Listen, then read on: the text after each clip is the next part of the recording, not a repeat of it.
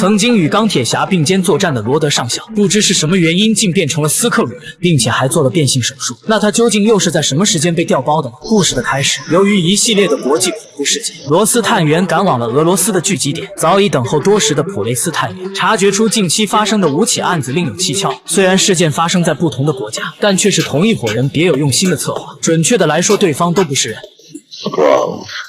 他怀疑如今的斯克鲁人已经远不止当年刚踏入地球时的那区几百人了。更可怕的是，他们可以复刻人类的外貌和能力，隐藏在你我的生活中，不被世人察觉。说到这里，不知是什么原因，普雷斯突然开始袭击罗斯探员，结果是搬起石头砸了自己的脚，他反倒被对方所杀。离开时，罗斯发现有人在跟踪自己，便向搭档希尔寻求最佳的逃离路线，可还是被迫逼上了楼梯。紧接着，希尔特工赶来，第一反应就是控制住跟踪者，没想到对方竟是斯克鲁人的首领塔罗斯。就在他疑惑时，死去的罗斯探员已废弃核电站。时间一长，塔罗斯的威信全无，取而代之的是年轻一辈的格拉维克。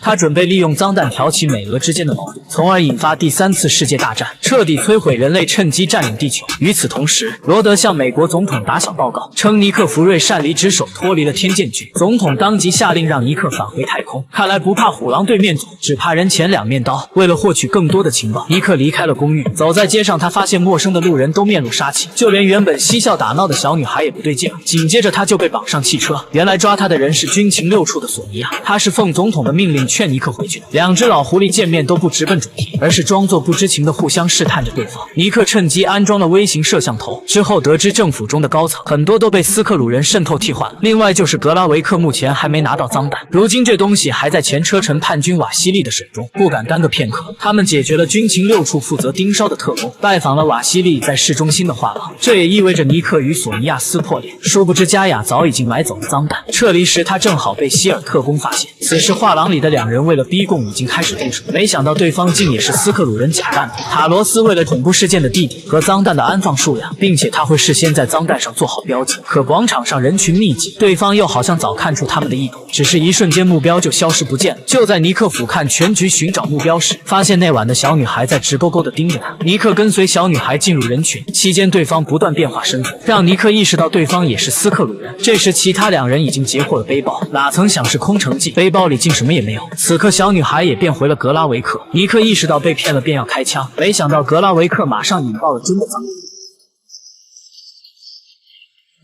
顿时现场一片混乱，只能看着对方离开。同时希尔特工看到了尼克的召唤，等他过去时，尼克竟开枪打中了他。原来开枪的尼克是格拉维克幻化的，想必他这么做就是为了栽赃嫁祸。难道希尔特工彻底要退出漫威系列了吗？为此尼克被俄罗斯特工擒获，幸好这个特工是塔罗斯假扮的。没办法，名声在外的尼克弗瑞也学会了跑路。此时尼克非常疑惑，区几百个斯克鲁人怎么能搞出这么大的动静，便向塔罗斯询问缘由，可得到的答案却让他悔恨当初。原来尼克给他们画过重建家园的他们的手中，可如今的他们已经适应了穿鞋的奢华生活，不愿做回光脚的斯克鲁人。于是格拉维克征求了大家的意见，谁赞成谁反对。最后这次会谈以成功告终，他们都心甘情愿地上了贼船。临走前，他给众人吃下一颗定心丸，哪怕是复联回来，他也有把握对付他们。其实格拉维克并没有说谎，他在秘密进行着有关基因转换的实验，很快就能制造出堪比天神族的超级斯克鲁人。但实验的事却被加雅发现了，而此时的加雅早已是人在曹营心在汉。另一边，面对各国的施压，罗德上校拼命与尼克弗瑞划清界限，矢口否认尼克弗瑞是在为美国政府工作。会议刚结束，他就接到了尼克的邀约。尼克本以为罗德会顾及老朋友的情面，伸手拉他一把，可换来的不仅是对方无情的拒绝，甚至为了保住自己的官位，罗德提出抹除尼克弗瑞在神盾局的职位。如今尼克也尝到被好友背叛的滋味，于是他袭击了罗德的安保，要挟放他离开，从而为自己找回最后的一点尊严。I'm Nick Fury. Even when I'm out, I'm in. 之后他回到久违的家里，看着自己的妻子，尼克略显陌生和猜忌，毕竟他离开地球多年，斯克鲁人又有着无孔不入的能力。无人时，他看着妻子的手机陷入沉思。尼克的内心在信任，仅几秒钟就被训练有素的斯克鲁人全部解决。说尴尬不尴尬？刚才间谍再坚持一下，是不是就安全了？听到枪声，索尼娅丝毫不慌，因为脚下有污水排水井。临走前还不忘幸灾乐祸地跟对方道别。得救后，间谍连忙说自己是出了名的嘴，我绝对没说你在做基因改造的事儿。而格拉维克只是看了看，就知道他在说谎，想必自己的计划已经暴露。接下来，格拉维克要控制英国皇家海军的高层，从而发动对联合国的空袭，为第3次世界大战再添上一把柴。但在行动前，他特意带上加雅去会见塔罗斯。中途接到一通电话，他提到了袭击联合国的计划和时间。看着格拉维克离去的背影，加雅将消息编辑成短信保存在手机里。画廊内，格拉维克见到了塔罗斯，塔罗斯还是劝他不要做傻事，毕竟跟人类鱼死网破对谁都没有好处。可格拉维克却拿加雅说事，称随时可以要了塔罗斯女儿的小命。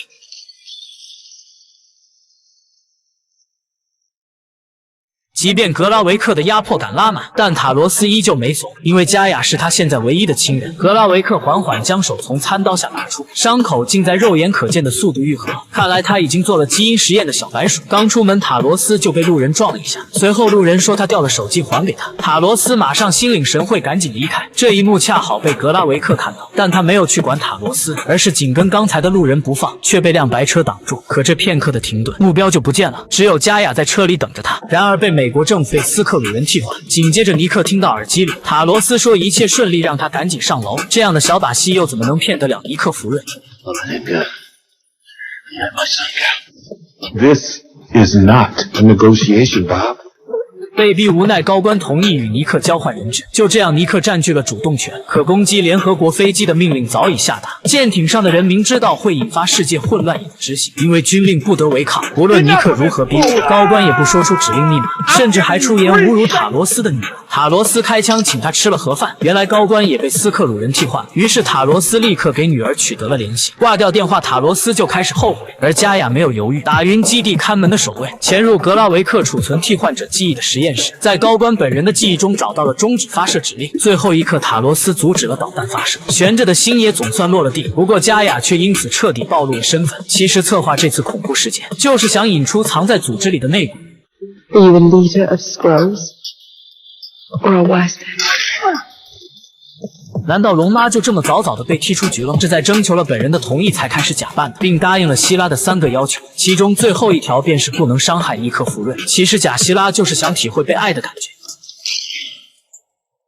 不可能这么巧吧？都偏离了目标，想必是扣动扳机的一刹那，两人都释怀了。就这样，罗德被斯克鲁人替换的事也不是什么秘密了。罗德从浴室出来，却被尼克的不请自来感到些许惊慌。尼克下了血本，$5000的美酒说送就送，只希望罗德能帮自己重回神盾局，否则全世界都会知道他是斯克鲁人的身份。不过假罗德根本不在乎他的威胁，当初就是尼克将斯克鲁人藏匿到地球的。另外，谁又会相信杀了希尔的叛徒呢？就这样，尼克事儿没办成，还搭上了瓶好酒。可天下没有免费的午餐，其实酒中掺有液态跟踪器。接下来大战一触即发。之前格拉维克在俄罗斯制造恐慌嫁祸给美国，如今又通过贾罗德暗通的消息袭击总统出行的车队，从而彻底激化美俄之间的矛盾。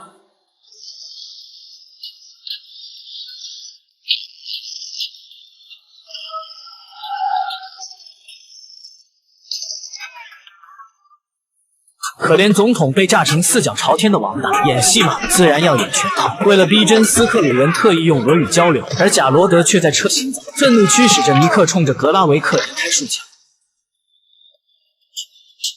结果却没给对方造成任何伤害，这可是尼克万万没有想到的。为了顾全大局，救治总统，只能看着格拉维克骑着心爱的小摩托离开，甚至好友没了呼吸，尼克也不敢耽搁片刻，因为眼下把总统交给谁他都不放心。虽然不知道总统是否还清醒，但尼克福瑞还是在他的耳边小声提醒，千万不要再相信罗德上校，眼下不知道谁还是可信之人。于是尼克寸步不离地坐在手术室门前。反观斯克鲁人这边，因为刺杀行动的失败，开始人人自危，他们把这一切的责任都怪在了策划者格拉维克的头上。面对同类的质疑，格拉维克也马上做出合理的解释。大家看着自己推举出来的首领残暴不仁，斯克鲁人觉得大号已经是废了，不如换个小号继续练。趁格拉维克没有防备，几人一拥而上，准备彻底删除大案，以免后患无穷。可他们高估了自己，低估了对方。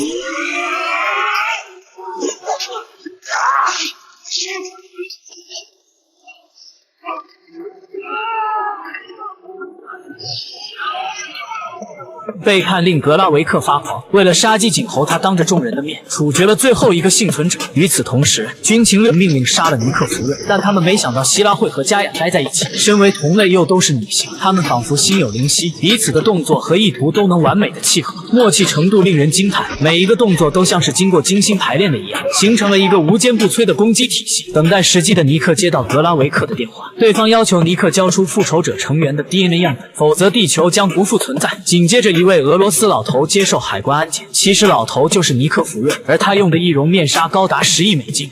$1 billion of research and development, and all the widow's veil can cloak is your face. 美国队长2中，瓦解就是用他潜入的神盾局高层。漫威不光拍戏烧钱，就连剧中涉及到的道具都比较昂贵。路上，索尼娅询问尼克为什么不召集复仇者回来平事，尼克却说只是私人恩怨，不能什么事都去麻烦他们。因为当初斯克鲁人是吃了他画的大饼才来到的地球，并且事情的起因也是因为他事先收集的 DNA 样本，所以这次入侵的本质尼克也有责任。取回样本，尼克换上祖传的大衣和眼罩，这意味着结局的大战即将开始。如今他愿意交出复仇者的 DNA 样本，希望斯克鲁人变强后去抢夺其他的星球，给人类留一条生路。格拉维克先是验证了样本的真假，然后马上启动了仪器，将22种不同的超能力融于一身。可他忘了尼克也在仪器的照射范围内。基因改良的格拉维克变得强壮，随手就要拿尼克练手，哪曾想尼克竟能硬生生的接下他的全力一击。疑惑的小眼神暴露了格拉维克的想法，明明随后格拉维克抬起汽车砸了过来。加雅为了躲避攻击，使用了幽灵的虚化能力。随后格拉维克又变出石头人寇格的手臂，加雅便用冰霜巨人族的冰刃迎战。于是两人展开技多不压身的对决。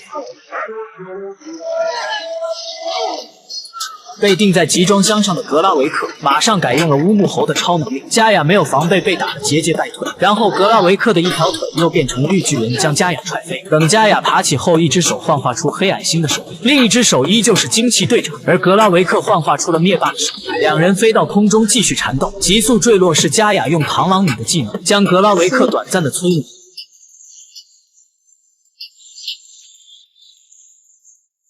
落地后，加雅将力量值拉满，仅仅一个冲锋就将格拉维克打穿，彻底终结了这场种族危机。之后，加雅释放出被冒充角色的人类，其中自然也有真的罗德上校。而当时罗德的衣服与美队3中因下半身瘫痪接受检查的衣服相同。难道从2016年后，罗德都是斯克鲁人冒充的吗？莫非与钢铁侠告别的人也是斯克鲁人？可在2019年的复联4中，灭霸炸毁了复联基地，罗德在废墟中艰难地爬行。